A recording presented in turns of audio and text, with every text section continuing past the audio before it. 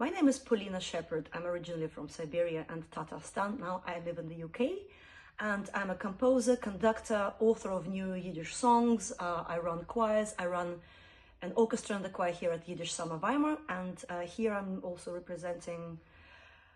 Oh, I'm presenting so many things. It's difficult to tell. Basically, conduct, play piano, sing, collaborate with other people, with bands, with soloists, with poets, with artists.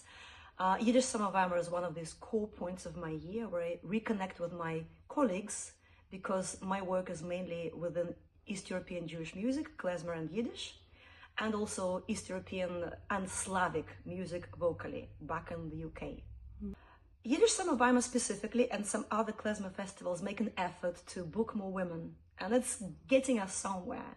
And this year, as you know, possibly this festival is dedicated to women in Yiddish music. I'm very fortunate to be a woman and to be doing 3 concerts and other bands and other projects this year. But to be fair, in this network, we are slightly more represented than anywhere else.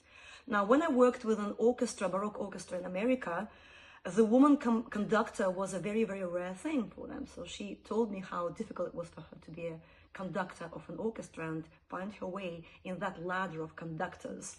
And I find that as a soloist, as a singer, if you front a band and you sing nice songs and there is a bunch of guys accompanying you, that's fine. But if you try to lead a band with guys in it, it's tricky.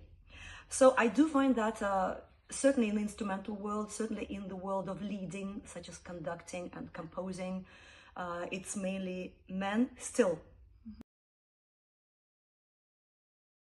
First of all, I'm a great believer that we ourselves as women should make that change. It's up to us.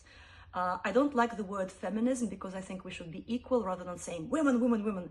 I'm really looking forward to the time when it won't be about women in culture, when it will be just people in culture, and this would be 50-50 or, very, very fair split, so much so that we wouldn't even have to think how many women, how many men there are, how many anyone else.